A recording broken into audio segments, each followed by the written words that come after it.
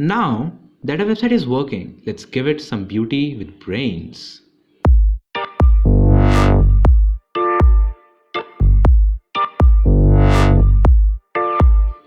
So, in the previous video, we have really created a website which is quite dynamic on its own. So, if I come there, refresh it, well, everything just works really fine. And I see greetings children and hello Shubham that comes from this place. Absolutely fine. Now what I'm saying is, just do something much more interesting. I want to add some sort of CSS files, some sort of JavaScript files, CSS for beauty, JavaScript for brain, and images to rise the beauty even further. And in Django, these three files collectively are called as static files. And the reason why they're called as static files is because in production, you are not going to change it depending upon the user. So if I come to your website, you're not going to say, hey, Shubham has come, I must create a new CSS file, a new JavaScript file, and a new image for him, right? So instead, you are just going to use what you have previously written. So it is static, it is not going to change. And that is the only reason why we call it as a static file. Contrary, we have one more sort of files which are called as dynamic files. Well, that is not a technical term, it is called as media files, which we'll be working with.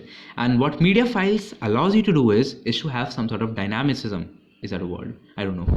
It allows you to create dynamic websites wherein you can take files from the user and then use those images instead. So let's say I am running a social media service, so inside which I'll have profile update, so I can just ask for the images from the user. I can just have the post, so those images has to come in, those videos need to come in, and I need to store it somewhere in my database, and those sort of storage is called as media storage. And definitely we'll be working with this, but for this video let's just stick to static files. So let's see how static files really work. Let's just open our project, cool, and let's come to our good old settings file. Inside a settings file, you just scroll down below and you will see this one file, this one constant variable denoted by all caps is denoted with a static URL and saying /static/. What a static URL is, this is the URL that you can use on your website to load static files. I hope that makes some sense. So if I were to change this static to, let's say, images, or I can just call it something in here.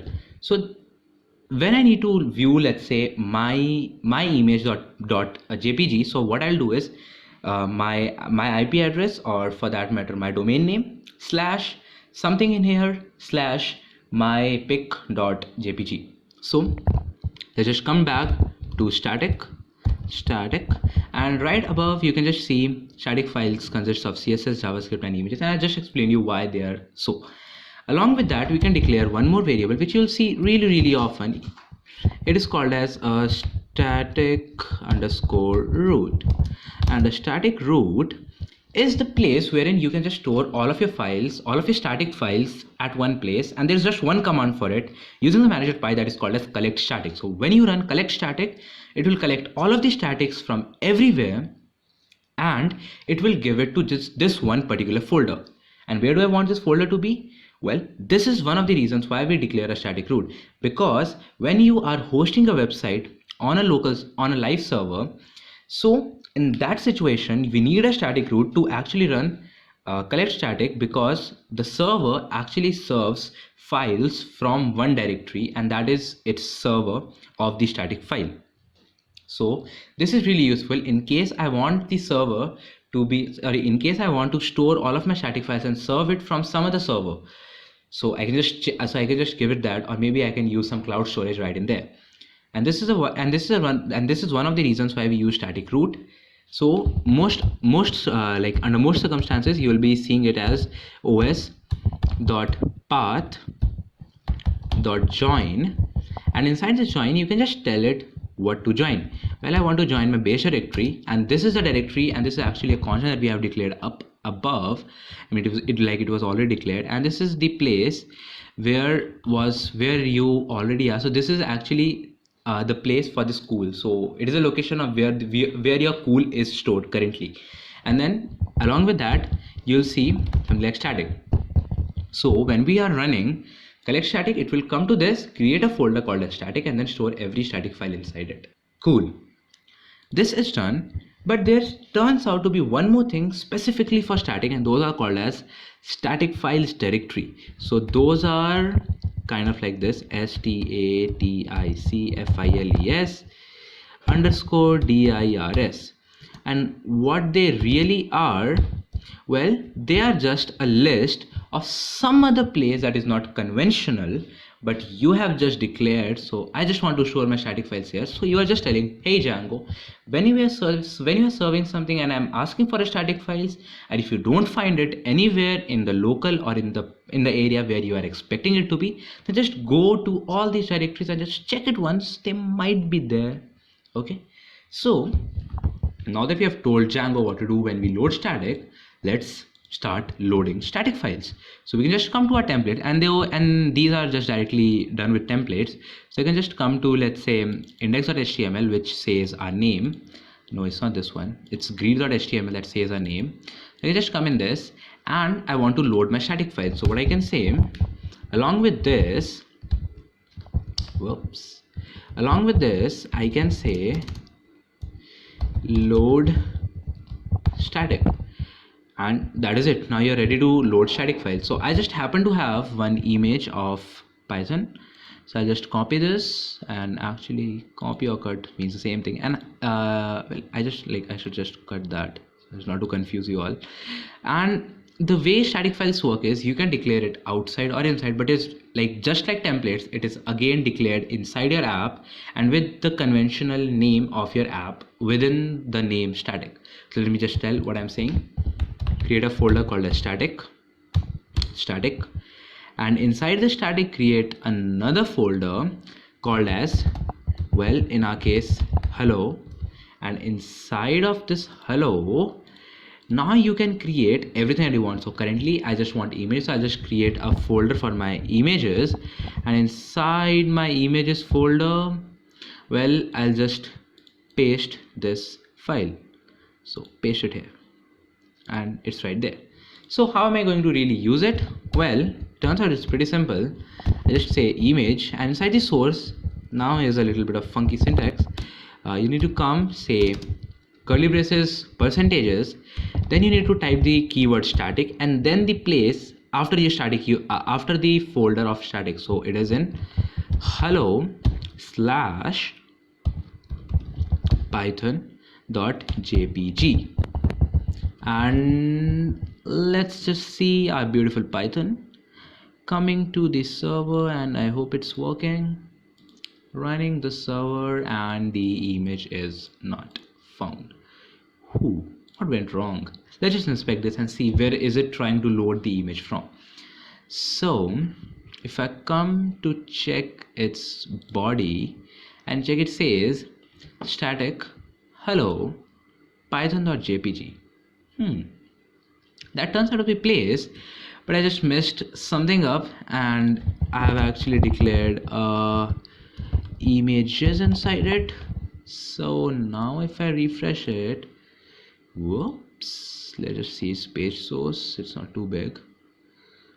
This is the one, and it says it can't find it. Okay, so the thing that I'm missing currently is inside my static. I need to come and I just need to give this trailing slash. So this should give me this beautiful Python on the screen. Isn't this beautiful? Yeah, I know you were expecting something else, weren't you? So with that said, like we can just see the image address, paste it here, and see our beautiful image. And you can just see it loads it on static. And now if I were to go to my settings.py, and inside of my URLs, if I were to say, let's say images, something like that. So if I were to say images and save it, hopefully it should save, and run that, well, it works. And now if I go and check my image address, or maybe I could just say open a new tab, then it says /images/hello/images, and then it just goes on, right? So I hope that you understood what static files is and how can you use the static URL. And yeah, similarly you can just create another file or rather another folder called as, let's say, CSS. Inside this I can say a new file called as hello.css, and inside this hello.css, well, first of all let me just link it right there. So in this page I need to link that. So what I can say, come inside, link a file, along with that just put in brackets, say static, and then go ahead, say hello images slash, well, it's not images, right? It's CSS slash, well, what is the name? It is hello.css. That should work. And just for measures, I think we're using h1s right there. Are we using h1s? Yes, a lot of them. So I can say, well, just change the h1 to be of font size, I don't know, something like 3em. So 3em, text align center. Maybe I can do something like font family of sans serif, and along with that I can give it a pretty good color like #333. hello.css has it modified. Do you want to save it? Yeah, just save that. And where is my hello.css? Oh, here we are. That sounds good. So I just come check if it is working, which it absolutely is. So hope to see you in the next video. Bye bye. Oh, by the way, I just forgot to tell you one thing. If you're liking this video, then what is stopping you to hit that like button and the subscribe button as well? So hit the like button until it turns blue and hit the subscribe button until it turns gray. And if you want, then you can just press the notification bell. Otherwise, YouTube is really intelligent. Bye bye.